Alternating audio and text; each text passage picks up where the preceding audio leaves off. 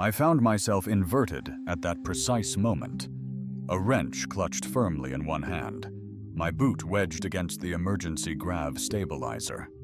My other hand was buried deep within a charred circuit cluster, emitting an aroma eerily reminiscent of toasted marshmallows. Frustration pulsed through me as alarms blared, casting a dull crimson light throughout the maintenance corridor, as if the cosmos itself was suffering from a splitting headache. I didn't even glance up when Moxie, my relentlessly optimistic maintenance droid, with a fondness for classic Earth television, breezed into view and declared, "Captain Devon, statistically, you are either on the verge of a significant electrocution or poised to revolutionize the world of jazz." I retorted, "Electrocution averted," I quipped, wrenching the circuit core free with a gratifying snap. Sparks danced past my face. Somewhere down the corridor, a mournful wail echoed. Or perhaps it was just the aged ventilation system. Comment, "I'm ready," if you're ready to face the unknown with me. Moxie emitted a worried hum, then adopted its finest sitcom dad persona. "Well, son, if you'd only pursued that engineering degree instead of minoring in exotic alien languages." "Hold it, Moxie," I retorted, leaping from the wall and mopping the perspiration from my forehead with what was once a sock. The comm relays had fried yet again. I implored command to modernize this antiquated junk heap, but no, they preferred to apply more duct tape and label it progress. "Duct tape is progress," Moxie declared with pride, extending one of its minuscule tool arms like a gunslinger preparing for a duel. I sighed heavily and gazed out through the expansive window that arched over the orbital maintenance bay. The cosmos unfurled around us in an unsettling, shimmering silence, and Saturn's rings glittered distantly, icy and majestic. Dispassionately, celestial bodies winked, privy to secrets I lacked. My mirrored visage appeared weary, subtly jolted, and utterly unattached. A realization that resonated deeper than anticipated. Perhaps the trio of unanswered calls from Earth the previous week amplified the sentiment. Or perhaps it was the memory of celebrating my last birthday by improvising a coolant pipe repair with a utensil. Or even the sting of my last rendezvous concluding with the poignant observation, "Your emotional depth rivals that of a sterile cleaning device." Driven by an unknown force tonight, I succumbed and did something foolish. Standing solitary in the faint illumination of Orbital Relay Outpost Delta 9, I approached the antiquated transmission console, deemed obsolete by Union Command, yet persistently pinging deep space frequencies. I engaged the switch, the microphone crackling to life, a static-laden buzz reminiscent of its former glory. "Hear me," I projected into the cosmos, to the deserted station, to the vast, twinkling abyss. "Is there a soul out there yearning to unite with me? I'm reasonably domesticated, and I create an exceptional." Dry lasagna and mismatched socks, Moxie vexed, gently slipped into darkness like a let-down mentor. I chuckled, bewildered. What am I even doing? This died as console lights flickered, then burned a disturbing crimson. The station, normally a cacophony of neglect, went eerily quiet. I stiffened. "Moxie," I inquired, "rerouting power?" A frightened voice crackled, "Not me. You gotta see this." The main screen displayed telemetry diagnostics and reruns of Galaxy Court. Space Lawyers of Justice had gone dark, then a sigil ignited on the screen. An elegant, alien crescent embracing a crimson tear.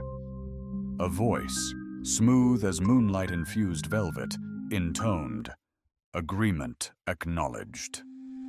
My mouth became parched. The voice resonated again, nearer, more intimate. Your entreaty is accepted. Preparations commence. Oh no, I breathed. Indeed, Moxie concurred. Most assuredly, no. I jested. It was a jest, I bellowed into the mic. Galaxy, that was. Sarcasm was not my intention. The observation screen died. Beyond the window, Saturn's rings pulsed with an eerie, otherworldly glow. Then, a silent predator emerged. A vessel materialized from warp, a Gothic cathedral of obsidian and starlight. Spires bristled across its surface, humming with a palpable energy that constricted my very breath. This wasn't just an arrival, it was a declaration. It docked, uninvited, its mechanical tendrils securing to our hull with the chilling finality of a coffin sealing shut, followed by the blare of a klaxon. Screamed, triggering emergency protocols. Moxie dove behind a crate as alarms blared. I gripped the stun baton by the door, more symbolic than effective, yet comforting. Diplomatic vessel, perhaps? I ventured. Or maybe you're a space slug? Moxie retorted, yelling, "Evacuate!" But I froze. The airlock hissed open, revealing a figure, humanoid at first glance, tall and lithe. Obsidian armor, like liquid night, adorned her form, etched with pulsating crimson glyphs. Her hair cascaded like a dark, flowing current, and her eyes mirrored entire galaxies, while her elongated elven ears subtly flickered, capturing ethereal frequencies beyond my comprehension. She gazed at me, her lips forming a smile sharp enough to cut through steel. "I am Vale," she declared, her voice a deep, melodic resonance. "Of House Nixthorn, void-clad matron, exalted descendant of the Crimson Ecliptica." I paused, then responded, "Okay, that's quite a mouthful." She advanced, scrutinizing me like a priceless artifact marred by coffee stains. "You summoned, and I have arrived." "I was merely jesting," I stammered. Exclaimed, throwing his hands up in mock despair. "It was just a jest." "Ahaha, I'm perpetually alone. I'd elope with an extraterrestrial sort of gag." Vale's head canted slightly, her face an enigma. "Sarcasm is the vernacular of yearning. Your distress signal was crystal clear." "Look, I'm a cosmic appliance technician." She flashed another, even broader smile, exposing razor-sharp teeth. "Then we shall forge a haven brimming with eternally functioning toasters." Moxie piped up, barely audible. "I'm giving this union a fortnight tops." "I haven't even consented to marry you," I snapped back. "But you did propose," she stated plainly, raising her hand. My wrist vibrated, and a ring coalesced on my finger, dark metal humming softly. "What in the world is this?" I questioned. "The emblem of our bond," she declared. "I accept your bond." I examined the ring, then her, and finally the infinite void outside. "Okay," I muttered. "This is perfectly acceptable. A completely rational outcome of bellowing profound loneliness into the cosmos. Just another Tuesday." Vale's ears perked up once more. "You just often." "I relish that," I quipped, glancing back at Moxie, who'd begun drafting his last will. I was caught between screaming and laughter, so I did both. "You brought a coffin," I stated dryly, gesturing to the object Vale had wheeled into my room. It was a 7-foot-long masterpiece, adorned with metallic vines pulsating a soft crimson, its form practically whispering of eternal rest for the once living. She beamed, turning toward it with pride. "It is my slumbering sanctuary. Crafted from the remnants of expiring stars and tempered in the gales of a neutron bloom. I blinked. Right. So, more than just a display piece then, Vale cast a quizzical glance, tilting her head like a feline poised to ambush a toaster. You seem perturbed. It's just, I stammered, searching for words that wouldn't scream, "You trigger an existential dread in my soul." Most offer bouquets. Vale drifted closer, her armor sighing like silk and sharp edges. My kin gift a sanctuary of repose to pledge devotion, a hallowed offering. Moxie, lurking in a cupboard marked slightly irradiated, peeped out, murmuring, "How charming." I massaged my temples. It's a captivating, terrifying misconception. Vale scrutinized me. Is your unease due to my uninvited boarding? No, I exclaimed, flailing my arms.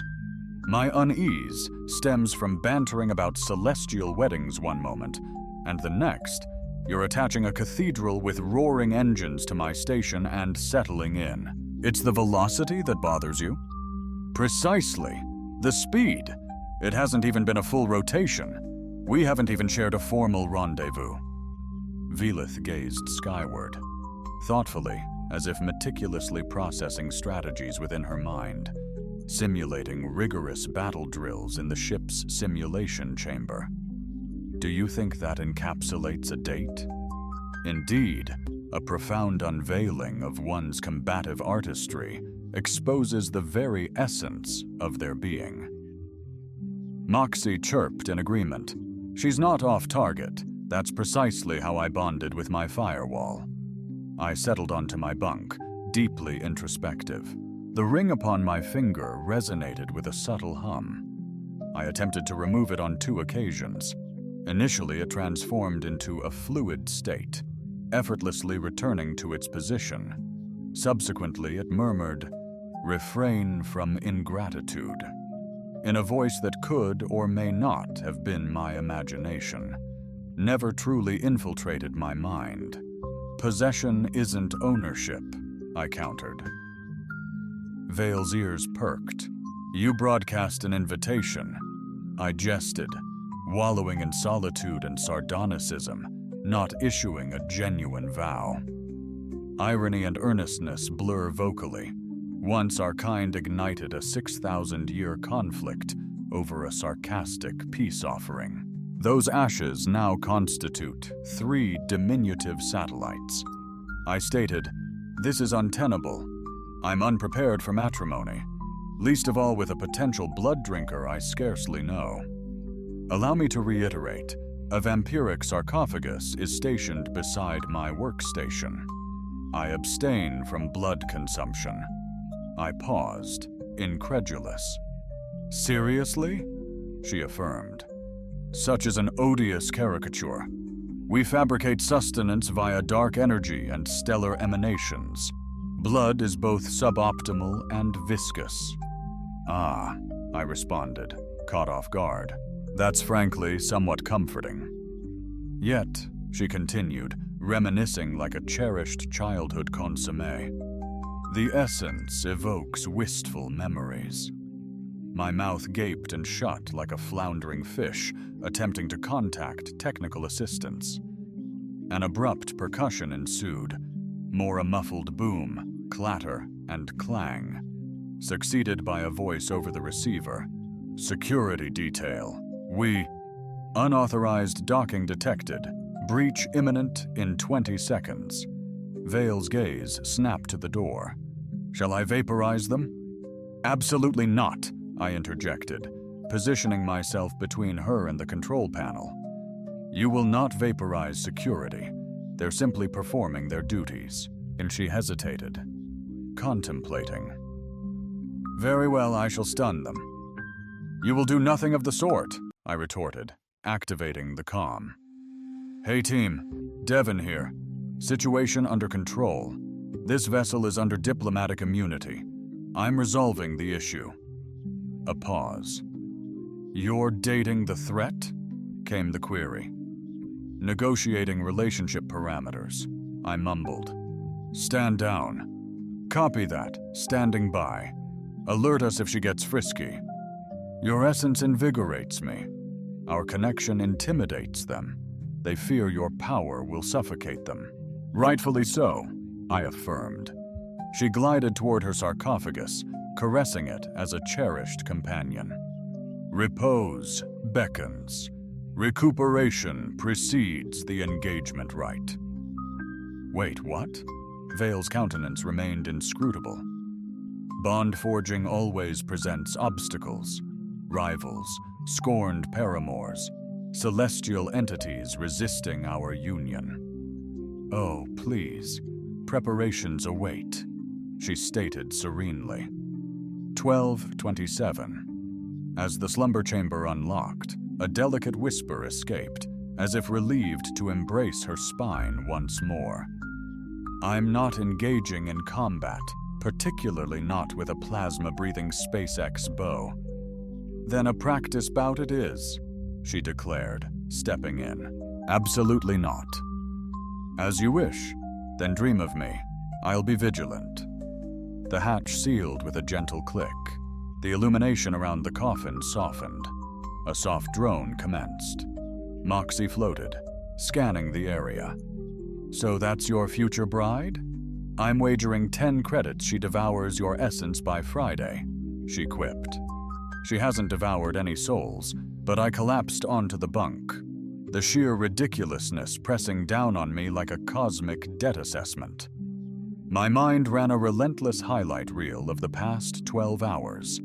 A flippant offer, a foreboding note, a vampiric basilica, a radiant ringed vessel, a political powder keg, an intergalactic sleeping pod. This is manageable, I mumbled. Moxie blinked twice, pivoted towards the airlock, and stated, Initiating memory backup protocol. You know, just in case your subconscious concludes with your poetic disintegration. Appreciate the unwavering solidarity, Captain Meat. The droid dematerialized, leaving me isolated. Or so I thought. I awoke, rising to a hum that wasn't the soothing melody of a grandmother or elevator tunes. A profound, mechanical tremor vibrating my teeth, electrifying my toenails. I leaped from my cot, wrestling into boots, discerning internal panic from external catastrophe. Spoiler, both. Vale's coffin had eased open. No dramatic hiss, no theatrical haze, just a sleek, efficient shift. She sat erect, spine aligned, eyes sealed, freshly updated on intimidation protocols, bathed in crimson. Armor throbbed to the station's bizarre rhythm, an eerie heartbeat where none should exist. Morning, she mumbled, eyes still shut. It's 2:47 a.m., I countered. Not even a caffeine drip. You looked utterly wrecked. I slumbered beside a vampiric sarcophagus, resonating like a celestial generator. Consider yourself fortunate I maintained bladder control. Her eyes snapped open, faintly luminous. You jest when you're apprehensive. I quip when I'm drawing breath, I retorted. She rose, extending her limbs with otherworldly elegance. Her ears perked up. The vessel has undergone a minor orbital adjustment. Your station's trajectory relative to Saturn's rings is now, symbolically speaking, ideally conducive for a blood oath ceremony. That sounds almost poetic, I quipped, and profoundly unsettling. It's the penultimate bonding rite in our civilization, surpassed only by unified dominion. Fantastic. Let's strive for something a tad less Dominion-esque. She inclined her head. You harbor no desire to intertwine our fates through ritual? I struggle to even consolidate my laundry, I replied. So no. Your customs involve blood, and I prefer all of mine remaining internal. Vale strolled to the console, caressing the controls. The display shimmered. revealing a sector map, one icon blazed crimson. "That's an unknown entity," I remarked. She confirmed. "The Drenal Council tracked your signal. Wait, the absurd marriage jest," she concurred. "It activated a summons beacon, a coded acquisition signal. Other factions might perceive it as a challenge." I scrutinized the map, slowly grasping that my solitary, desolate echo into the abyss was detected by a virtually interstellar matchmaking arena with combative elements. "So you're saying I accidentally ignited an extraterrestrial amorous conflict? Perhaps a minor dispute, or simply a competitive contest?" I stared, perplexed, in an attempt to grasp the situation. She regarded me as if I'd questioned the sun's heat. "You've become an object of cosmic significance." "Well," I mused, "that explains the inexplicable surge in self-esteem I experienced this morning." Her expression shifted to somber. "They will descend in approximately 6 cycles. You must select your armament or a compatriot." "I choose Moxie!" Suddenly, a thunderous noise emanated from the corridor. "No, you don't." I yanked the door open to discover Moxie ensnared in a mangled web of wires, clutching what appeared to be a toaster repurposed into a grappling hook launcher. "What exactly are you doing?" I questioned. "Fortifying our defenses. If I'm going out, I'm taking a few amorous adversaries with me." Vale addressed Moxie. "You are his vessel." Moxie recoiled. "I favor the designation chronically undercompensated emotional support entity. You will be his second in the gauntlet," she declared, pivoting back to the console. "Absolutely not," Moxie and I exclaimed in unison. "Affirmative," she retorted, unfazed. "I'm not squabbling over a farcical marriage," I declared vehemently. "It's definitively not a joke anymore." "It was always a jest." Vale's eyes narrowed intensely. "You projected desire into the abyss, and now it answers. Would you betray the very resonance of your own yearning?" I started to speak, then stopped abruptly. That was a maddeningly eloquent way of saying, "You yelled into the cosmos. Now deal with the consequences." Moxie tapped my leg impatiently with a minuscule clamp.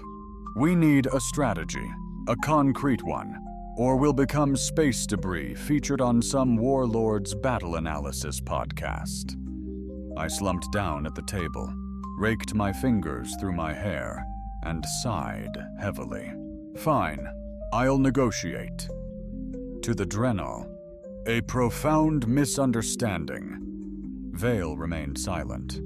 "Diplomacy is my forte." Still nothing. "Words and delectable treats? Irresistible." She finally glanced my way. "Humor isn't their strength. Brawn isn't mine. Let's gamble." A long pause, then, "We prepare," she declared. The designated site? A ceremonial garden of trials. Sounds suspiciously like a flowery battlefield. A rare, subtle smile. "Precisely," Moxie sighed mechanically. "I shall rejuvenate my flamethrower arsenal." Indeed, a flamethrower is present. I reclined, allowing the sheer ludicrousness to engulf me like a tepid, anxiety-infused soak. In a mere 48 hours, I'd transitioned from repairing celestial vending contraptions to becoming the desired object of archaic cosmic aristocracy, a duel looming, conceivably with extraterrestrial blossoms involved. I pivoted towards Vale. Back on Terra, individuals typically swipe right, secure a coffee, perhaps embark on a stroll before instigating an interstellar debacle. She inclined her head. "We champion expediency." Couldn't dispute that, yet observing her strategize over battle maps with the composed assurance of a neutron star arm wrestling champion. A more disturbing truth dawned on me than mere blood bonding or council squabbles. A sliver of me wasn't petrified, but utterly captivated. The Drenal ship materialized with the fury of a silent cataclysm. Stars idled, then darkness erupted with serrated structures resembling a cathedral impaled by an engine, granted flight, poised ominously. My station's docking perimeter. Immobile, silent, just observing, Velith stated, adding, "Apparently this is standard." I countered, "That's unsettling." Moxie quipped, "Sounds like someone needs a will refresh." 6 hours until the summit. Utterly insufficient time to brace myself for brunch, let alone an ancient extraterrestrial inquisition sparked by my void-yelling, caffeinated romanticism. Valith remained statuesque, hands clasped, absorbing the incoming data, her ears occasionally twitching. Listened intently to inaudible whispers, perhaps fate's amused murmur. "They're deploying an orbiter," she revealed. "Welcome news or impending doom?" Neither. It signifies elevated value. Devon. He once short-circuited the quantum relay with chili that measures his contribution. A mere isolated incident, I countered, and it was a thin chili. Vale's brows arched faintly. Progress. She approached the interface, her hand triggering enigmatic symbols. Console, language sputtering as if newly formed, a figure known as Tyoline, a singularity of pure ambition, materialized. "Sounds like someone names their blade," Moxie mused as the screen flashed. Bayleith groaned. "Oh boy." The scheme, a loose term at best, involved convening on Sarah 4, a neutral satellite harboring crystalline sands, hazardous flora, and an air that, despite being breathable, left a persistent itch on your teeth. "Fantastic," I quipped. "Shall we pack a picnic? Or perhaps some firepower?" Vale, ever the pragmatist, had thought of both. We docked on the. Emerging silently, the celestial tapestry of Saras 4 throbbed softly, a vibrant mosaic of still azure and electrifying tangerine. The atmosphere carried the tang of arid lightning and root beer. My very core resonated with an unnerving tremor, or perhaps I was experiencing an exceptionally unique bout of anxiety. Awaiting us within the central nexus of the assembly circle stood a figure who had evidently disregarded the dress code directive.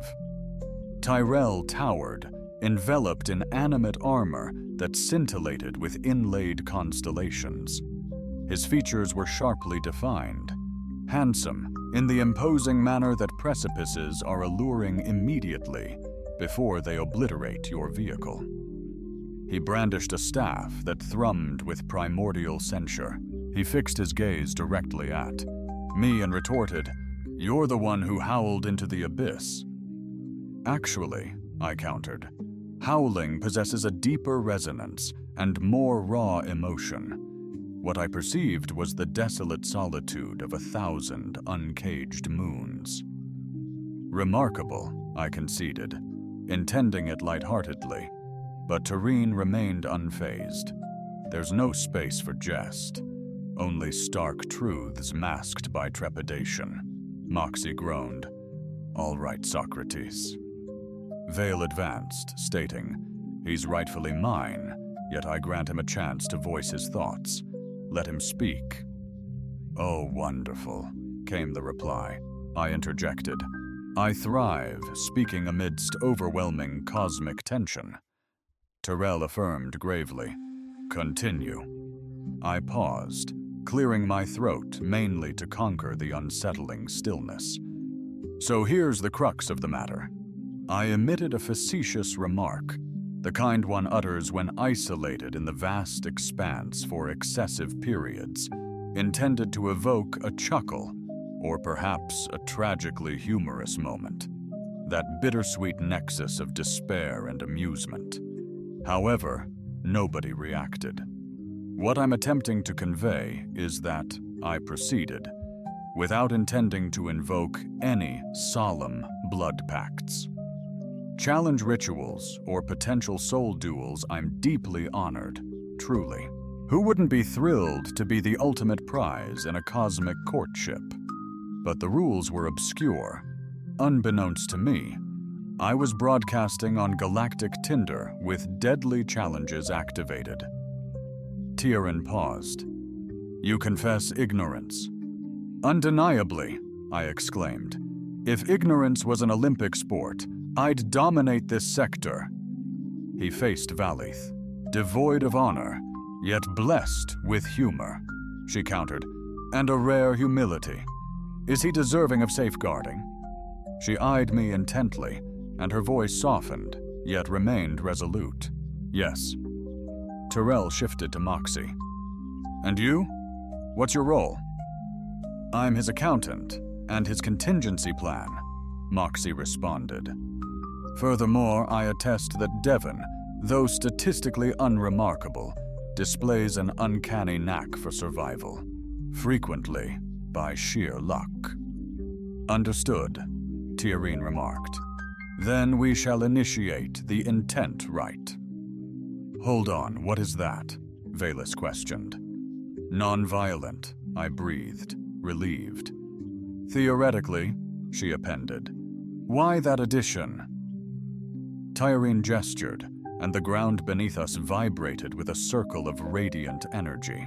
Crystals rose, each resonating with a sound teetering between melody and threat. Centered, a platform levitated 3 feet above the floor. Advance, Devon of Earth, the Arbiter commanded. Declare your purpose. I mounted the platform, palms slick with sweat, a hazard to small circuits. The crystals throbbed, sensing my resolve. My foremost intent, I started, is survival, and ideally to exit this place with my lifeblood intact. The crystals shifted hue. I interpreted this as permission to proceed.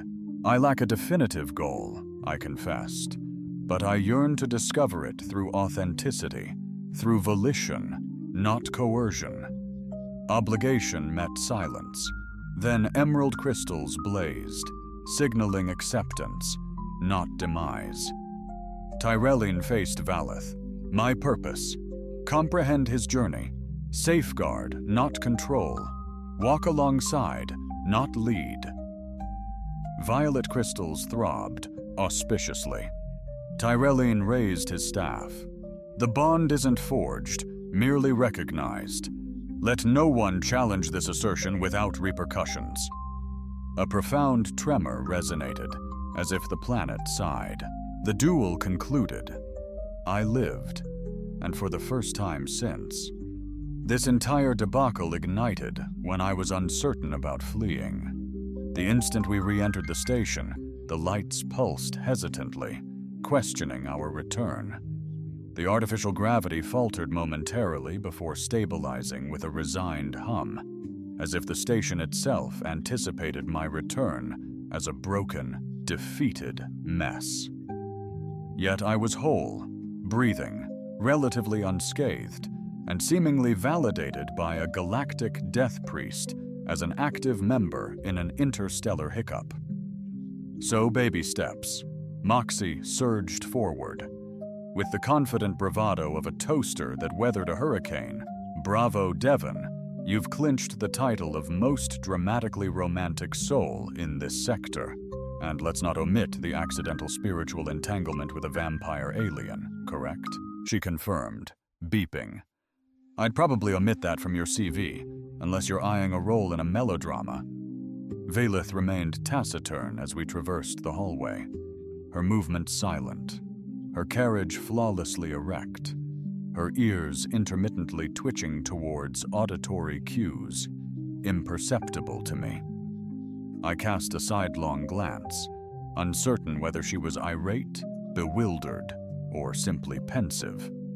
Engagingly recalibrating her internal threat matrix, processing my chaotic humor, I nonchalantly inquired, was that whole rite of intent thing customary, or did we delightfully improvise our cosmic engagement? Her expression remained inscrutable. Acceptable parameters, she stated. Slightly unorthodox, yet genuine. I perceive that's not praise, I probed. You endured without plasma-fueled arbitration, she replied. Always the objective, I quipped. On our inaugural rendezvous, she halted, pivoting towards me. You persist in calling this a date? I jested. Rituals, eloquent pronouncements, luminous gems, and survival. Frankly, it surpasses most collegiate encounters. A subtle smile graced her lips. Your wit is rather captivating. Precisely. Perpetual bewilderment prevents potential fatalities. Entering the lounge, the main screen displayed a fresh, encrypted transmission of unprecedented complexity. Knowing our audacity, Moxie advanced to the console, analyzing the header. Zelmar Republic origin. Vale's brow furrowed. Intriguing, more amiable than the Drenhall? They prioritize scholarly analysis of bonding rituals. Less carnage, more discourse. Thank goodness, I whispered. Perhaps intellect can finally prevail. Moxie activated the console. A hologram materialized. A Zelleron diplomat, adorned in a sharp silver ensemble. Long, delicate antennae, quivering, as though intercepting ethereal broadcasts. Without salutations, the message began, to the human who, broadcasting an unanswered matrimonial beckoning into the cosmos. Salutations.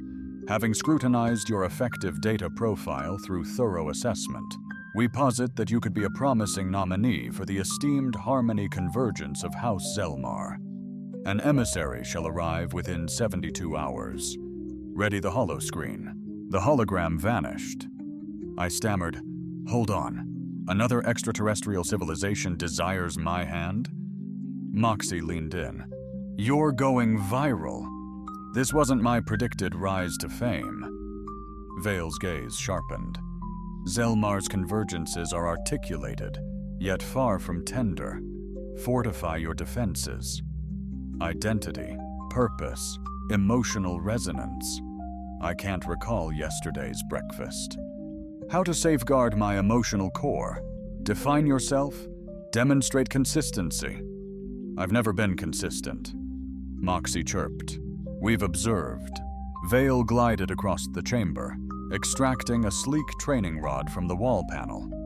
I'd witnessed her effortlessly deflect a plasma blade with it once, mid-yawn. She presented it to me.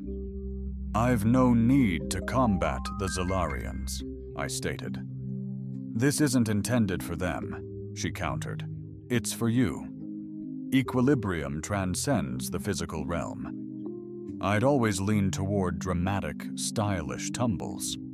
Then we commence with falling, she declared, guiding me to the vacant gymnasium bay, a spacious, seamless room where gravity was adjustable, dependent on your pain tolerance. Vale calibrated it to 1. Experiencing double Earth's gravity likely amuses her, as I flail about like a disoriented manatee. We practiced extensively, or what felt like an eternity, likely 40 minutes, and one wounded ego. Valeth meticulously adjusted my stance, posture, breath. Then, catching me off guard, gently nudged my forehead with her elbow. I toppled like a marionette with severed strings. Your shoulders telegraph your intentions, she stated. I thrive on deception and carbs, I quipped. Assisting me to rise, her touch was firm, yet delicate. A shift crossed her visage, less warrior, more a poignant observer of my inevitable downfall, yet witnessing something deeper. You need not be the most formidable, she murmured softly. Simply remain authentic. I retorted, dusting myself off. That I can manage. I've spent a lifetime defying expectations. Later, nursing my wounded pride, Moxie wheeled in, brandishing a datapad. I've executed simulations of these Zelmar debates. Uttering the incorrect metaphor equates to perjury. That's ludicrous. Bureaucracy, she corrected with a sigh. Vale received the pad, analyzed it, and passed it to me.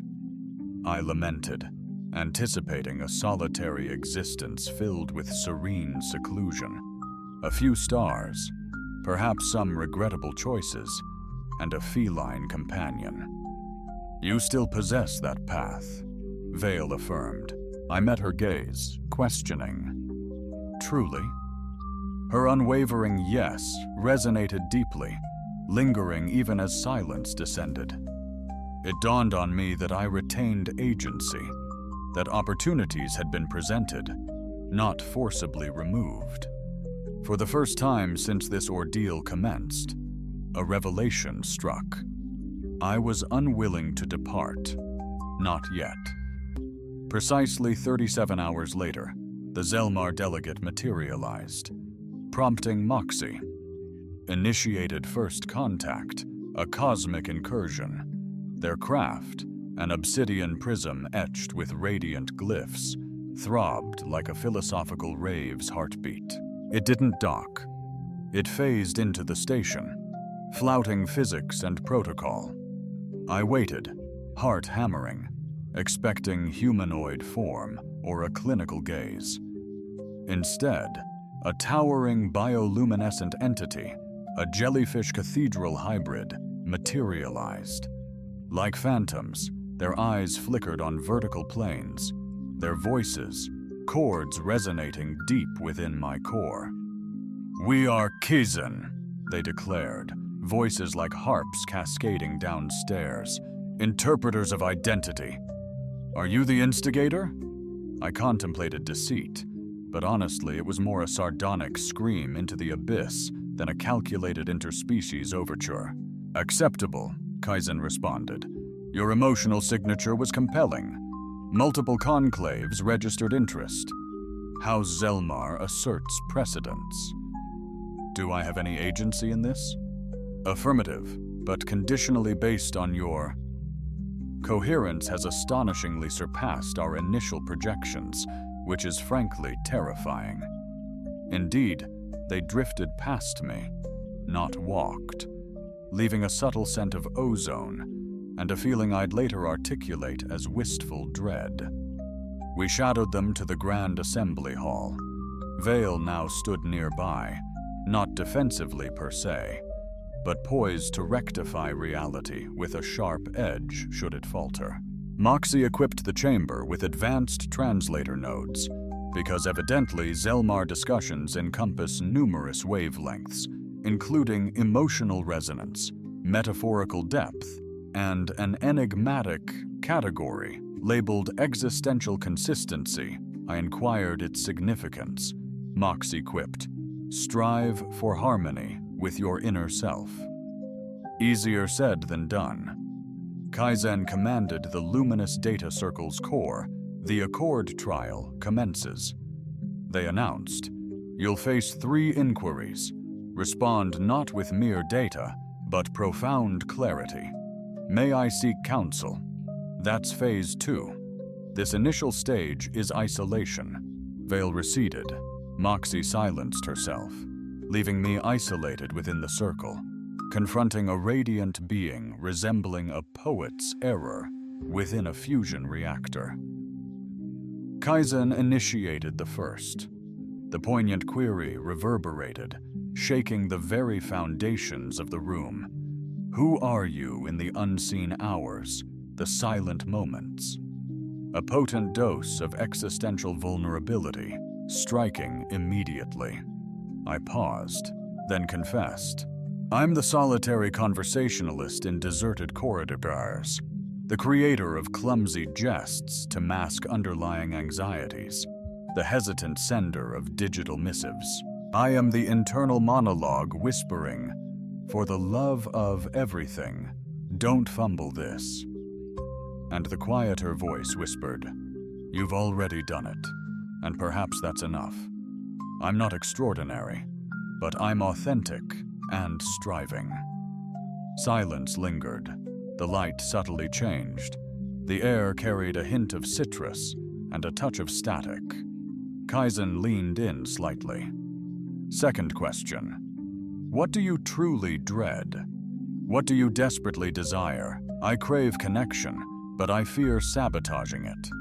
I yearn to be significant, to be truly seen, vulnerabilities and all, and not recoil when I'm not universally liked. I desire someone who embraces me, not for my perceived achievements, but simply for who I am. Awkward analogies and everything. The silence stretched on, deepened, intensified. A delicate resonance drifted across the chamber, akin to the gentle tuning of a celestial violin. Ultimate query, Kaizen intoned. Elucidate why you vocalized. That query resonated profoundly, I responded softly.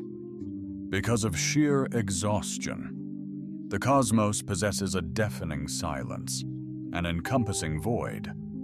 My expectation was that my voice would dissipate, unheard. That anonymity felt safer than the vulnerability of yearning. I was isolated and yearned for connection, although I dreaded it. Kaizen paused reflectively.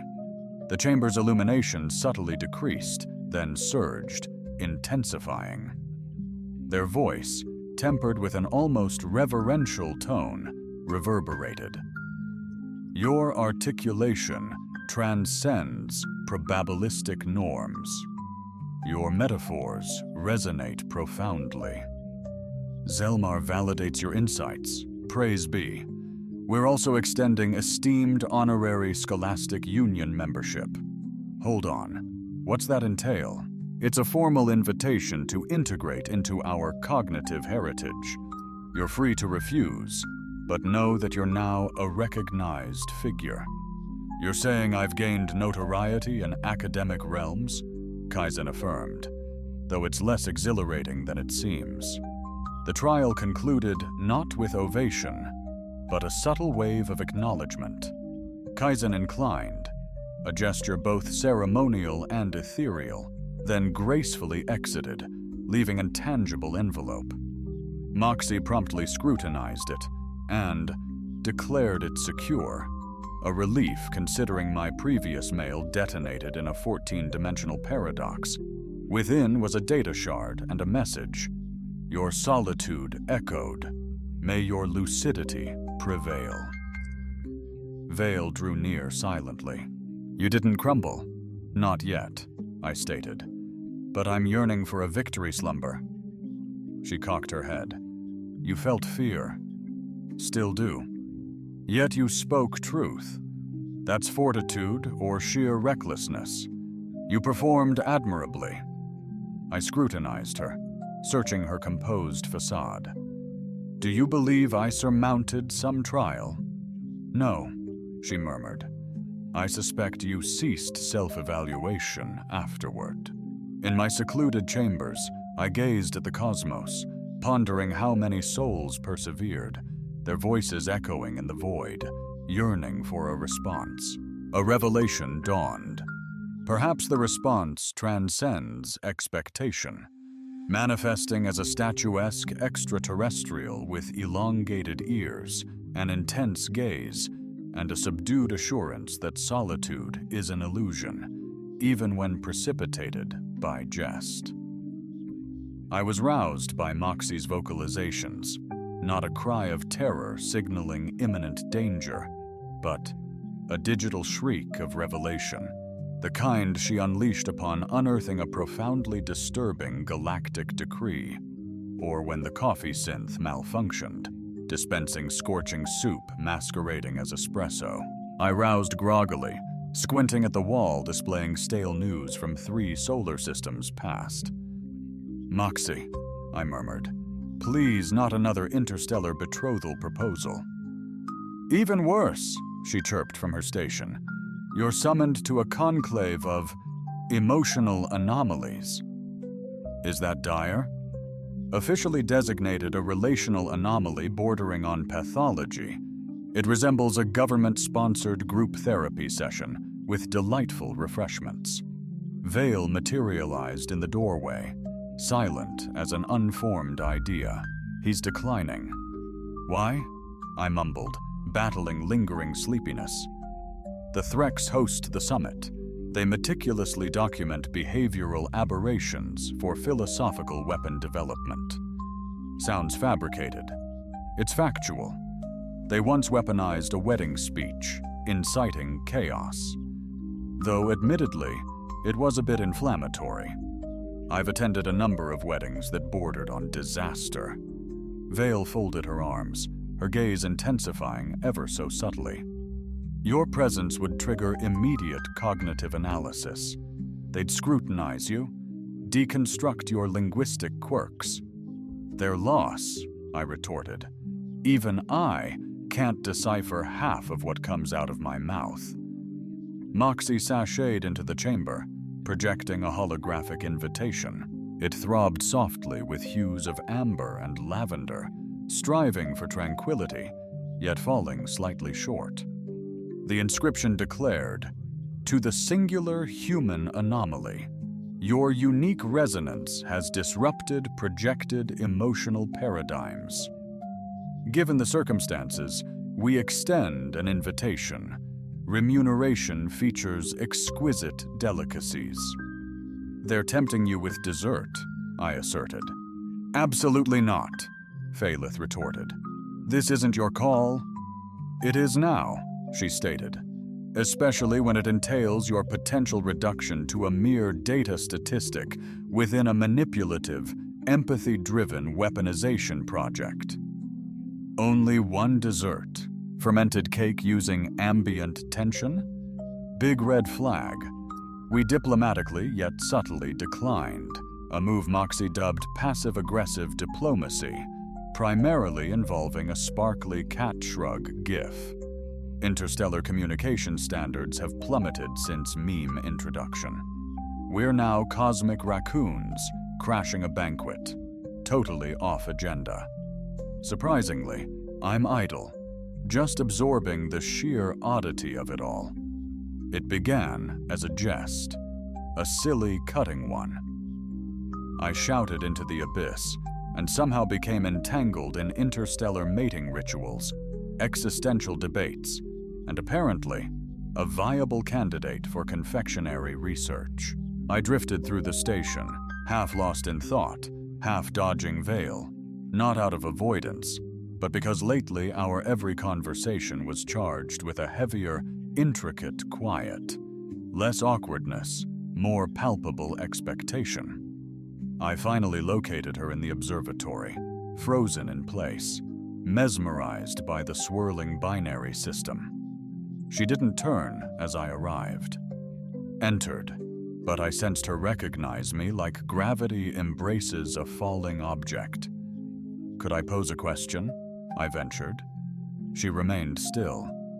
This entire United States phenomenon, is it genuine? Silence stretched. You mean biologically authentic? A result of pheromonal bleed-over, perhaps? An unintentional rite unleashing unforeseen repercussions? I'd envisioned something more lyrical, but sure, begin there.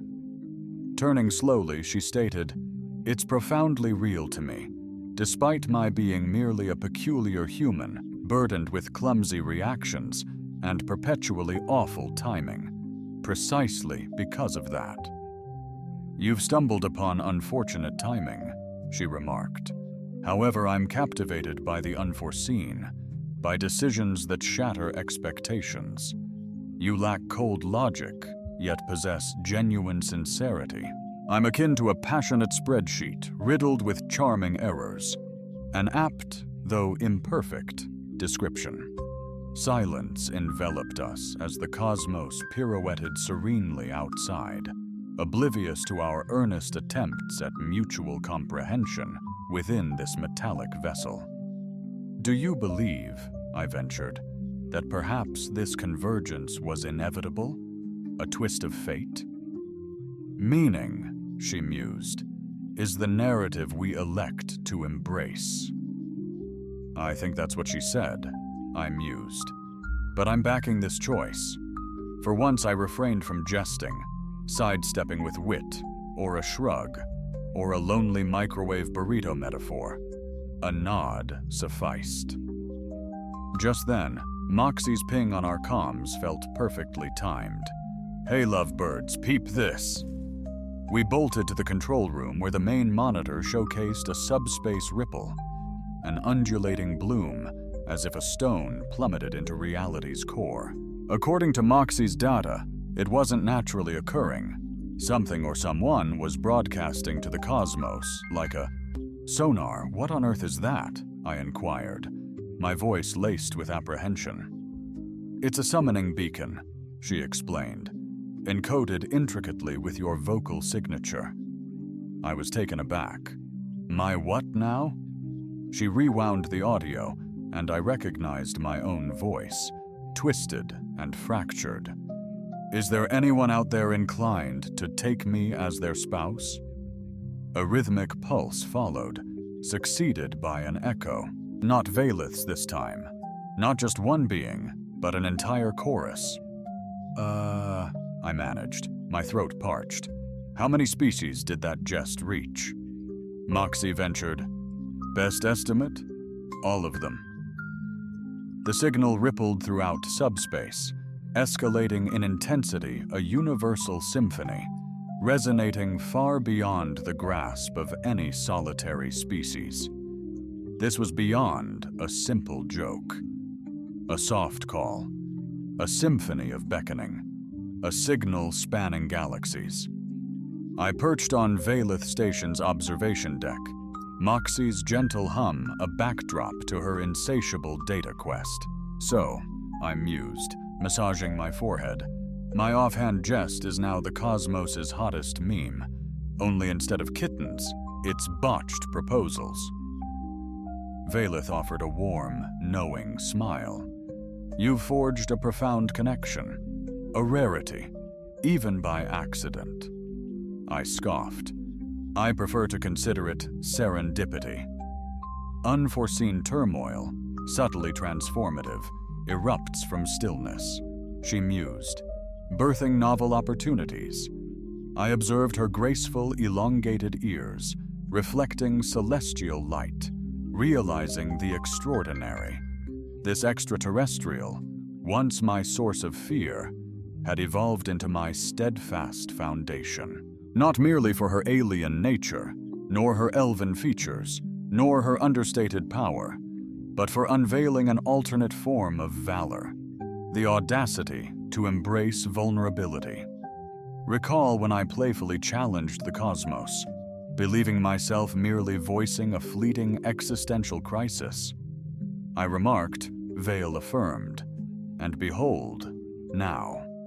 I understood it wasn't solely about solutions, but a yearning for kinship, a beacon for someone or something to affirm I acknowledge you. Moxie's beep seized our focus. Her screen showcased an influx of replies, scores swelling to hundreds. Entities from the most remote corners responded in manners both recognizable and utterly alien. It was a celestial ballet of affirmation, a wave of recognition cascading faster than any conceivable light-speed transmission. Looks like the cosmos has wedding fever, I quipped. Vale chuckled gently. Indeed, human. Are at the epicenter of this, a crucible of chaos, perhaps, yet also a harbinger of something greater, amplified growth, profound understanding, and indelible connection. The station's AI chimed in, a melodious hum announcing, incoming transmission, House Zelmar. Kizen's hologram materialized, bioluminescence painting the room with vibrant, shifting colors. We recognize your transformation. Kizen's voice resonated, a symphony of light and sound. Your amplified resonance has forged extraordinary alliances. Your unwavering sincerity, igniting dialogues that transcend mere logic, exceeding all calculations. I caught my breath. So what does this entail for my future? I'm no longer simply a mortal with a boisterous quip. I've become an icon, a nexus. Fantastic. Now I'm burdened with embodying a celestial mascot, I grumbled.